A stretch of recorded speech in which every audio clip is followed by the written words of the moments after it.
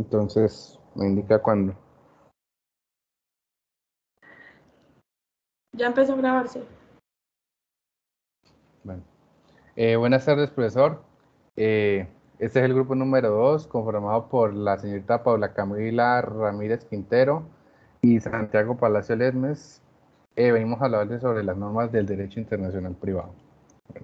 Pero para hablar de las normas, tenemos que entender qué es el derecho internacional privado como tal. Bueno, el derecho internacional privado es el campo del derecho civil que se especializa en regular las acciones privadas entre, ya sea entre personas físicas o jurídicas, pero sin que exista entre ellas un interés de carácter público. Y este derecho nace de la necesidad de armonizar soluciones en un mundo globalizado donde la presencia de, sobre la existencia de distintos ordenamientos jurídicos da lugar a existencias de relaciones y situaciones jurídicas que parecen vinculadas. Sigue la compañera. Bueno, buenas tardes, profe. En las normas tenemos que las normas del derecho internacional privado es diferente a las demás normas de derecho, ya que todas estas normas poseen un supuesto de hecho, es decir, lo que se debe producir en la vida real para aplicar la norma, y a su vez una consecuencia jurídica, que es lo que se debe hacer cuando se cumple el supuesto de hecho. En este caso, en la norma del derecho internacional privado sí existe, pero además de estos debe existir un elemento de extranjería, es decir, tiene que haber algo dentro de esos hechos que pueda involucrar a dos o más ordenamientos jurídicos. Por otra parte, la consecuencia jurídica en el derecho internacional privado no es dispositiva, sino atributiva de competencia, pues no se dice directamente lo que se debe hacer o la manera en que se debe sancionar, sino cuál es la norma aplicable para el caso, y aquí se encuentran los denominados factores de conexión. Tenemos dos tipos de normas, la norma directa o material y la norma indirecta o de conflicto. La norma directa o material es la que proporciona una respuesta jurídica inmediata y específica a la situación privada internacional. Esta funciona considerando al elemento extranjero, y por esa circunstancia describe una realidad social determinada, ofreciendo una solución legal. Eh, como las fuentes donde se producen estas normas directas son las normas de derecho internacional privado, como materiales de derecho internacional o convencional, y las normas del derecho internacional privado, materiales de derecho interno o nacional. Las primeras normas provienen de tratados internacionales que celebran los estados para facilitar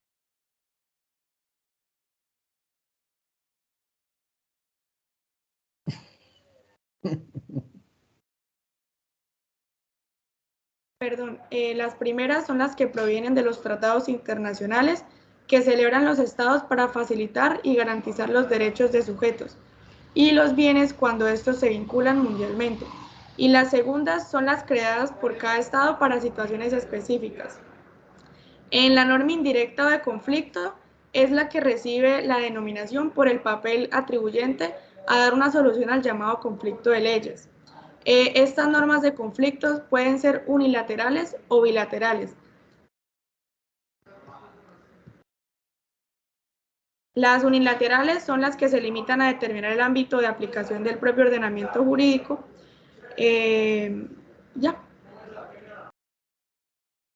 Eh, entonces paso a darles un breve ejemplo de lo que sería un caso del derecho internacional privado, el cual consiste en que una empresa domiciliada en España contrata con una empresa domiciliada en Colombia la prestación de un servicio. La empresa colombiana no cumple con el contrato en los términos establecidos y la empresa española se plantea demandarla por incumplimiento contractual.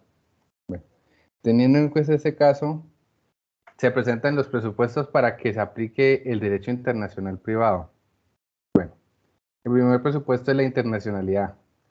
Las personas jurídicas naturales que necesiten resolver una disputa o que quieran dar conocer sus obligaciones y derechos a proteger deben ser de diferentes nacionalidades. Si estas personas son del mismo estado, ya se aplica el derecho civil local. Y es privado. Este derecho aplica únicamente a relaciones entre personas sin que intervenga ninguna entidad estatal o pública. Está también los componentes del derecho internacional privado. Está la competencia de justicia internacional, que es la que está encargada de revisar que el juez o tribunal que llevará el caso y resuelva el conflicto privado internacional tenga la competencia para conocer la demanda y establece las reglas para determinar qué tribunales y qué estados tienen jurisdicción en el caso. Está el derecho aplicable. Esto quiere decir qué ley se aplica en el proceso. Establece las reglas para determinar qué ley debe aplicarse, la ley de qué determinado país, y esto funciona como solución aplicando el ordenamiento jurídico nacional o de otro país para resolver el conflicto. Y está el reconocimiento y ejecución de decisiones extranjeras, que es, estos efectos pueden atribuirse a una decisión judicial o extrajudicial que venga de un estado extranjero, así como que otros estados reconozcan la decisión que se tomó en el caso. Bueno, ahora pasando al ejemplo anteriormente dado, la competencia judicial internacional, pues habría que entrar a determinar qué tribunal o qué juez entra a resolver este conflicto, ya sea si es el ordenamiento jurídico español o el ordenamiento jurídico colombiano quien juzgue y dictamine una sentencia. Y el derecho aplicable se identifica qué legislación o qué leyes se aplican de los dos o de un solo ordenamiento jurídico para dar resolución al caso. Bueno, aquí puede ver algunas normas de derecho internacional privado en las que Colombia está incluido.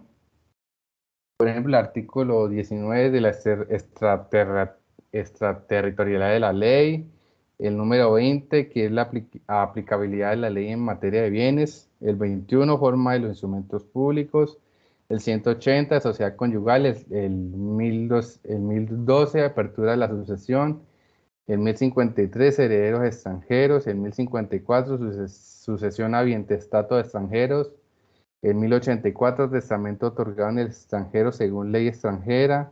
En 1085, testamento otorgado en el extranjero según ley colombiana. En 1086, protocolización del testamento. Y el 869, ejecución de contratos celebrados en el exterior con cumplimiento en Colombia. Y el 1328, sucesión a las leyes colombianas. Continúa mi compañera. Bueno, en el artículo 19 tenemos la extraterritorialidad de la ley. Este principio de la extraterritorialidad, según el cual el Estado extiende la vigencia de su ley a los delitos cometidos que sean fuera de su territorio. Los colombianos residentes o domiciliados en país extranjero permanecerán sujetos a las disposiciones del Código y demás leyes nacionales que reglan y regulan los derechos y obligaciones civiles. En lo relativo al estado de las personas y su capacidad para efectuar ciertos actos que hayan de tener efecto en alguno de los territorios administrados por el gobierno nacional general o en asuntos de la competencia de la Unión, y en las obligaciones y derechos que nacen de las relaciones de familia, pero solo respecto de sus cónyuges y parientes en los casos indicados en el inciso anterior. Esto es lo que menciona el artículo 19 del Código Civil.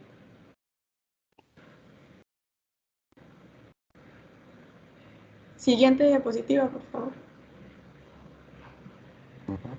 El artículo 180 habla acerca de la sociedad conyugal y textualmente indica que los que se hayan casado en país extranjero y se domiciliaren en Colombia se presumirán separados de bienes, a menos que según las leyes bajo cuyo imperio se casaron, se hallen sometidos a un régimen patrimonial diferente.